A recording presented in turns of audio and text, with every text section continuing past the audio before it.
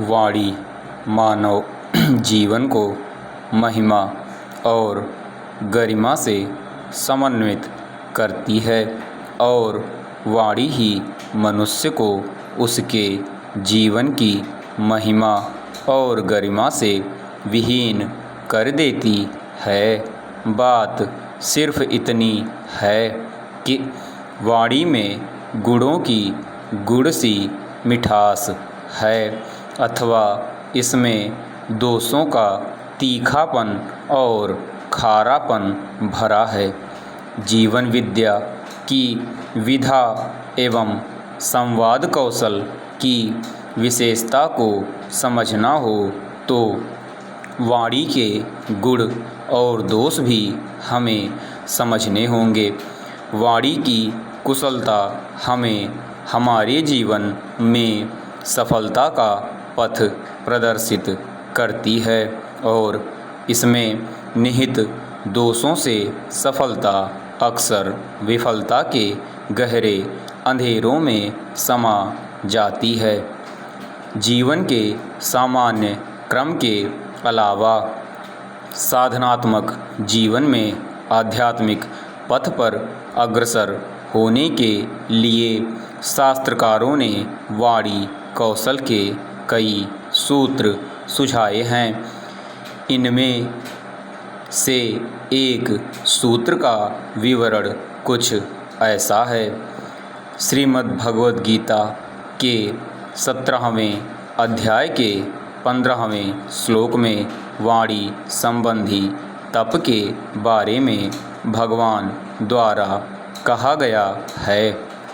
उद्वेग न करने वाला, प्रिय और हितकारक एवं यथार्थ भाषण मन और इंद्रियों द्वारा जैसा अनुभव किया हो ठीक वैसा ही कहने का नाम यथार्थ भाषण है तथा जो वेद शास्त्रों के पठन का एवं परमेश्वर के नाम जप का अभ्यास है वही वाणी संबंधी तप कहा जाता है। चेंज अर्थात ऐसी वाणी जिसमें प्रिय हितकारक व यथार्थ भाषण हो, उद्वेग न हो और वेद शास्त्रों के पठन व परमेश्वर के नाम जप का अभ्यास हो, वह वाणी तप से युक्त है और प्रभावी है।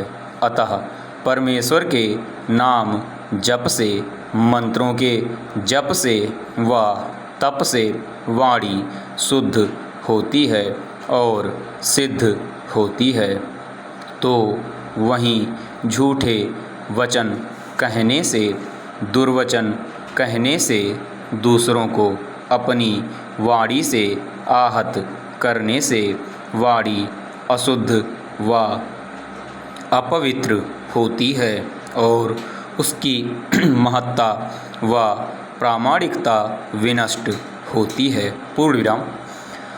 अतः वाणी ऐसी हो जो प्रिय हो, हितकारक हो, इसलिए दूसरों से अपने वचन तभी कहो जब उसे बोलने से किसी का कुछ हित होने वाला हो, अन्यथा मत बोलो और जिस ढंग से बोलो वह ढंग, वह तरीका प्रीतिकर हो, रुचिकर हो, क्योंकि कड़वा सत्य भी इस तरह से बोला जा सकता है जैसे कोई किसी को गाली दे रहा हो। यदि कोई व्यक्ति अंधा है तो उसे अंधा कहकर पुकारना असत्य नहीं है, लेकिन यह कड़वा सत्य है और एक प्रकार से यह दूसरों पर वाणी से किया जाने वाला तीखा प्रहार है। लेकिन यदि उसे सूरदास कहकर पुकारा जाए तो उसमें एक वाणी का माधुर्य है।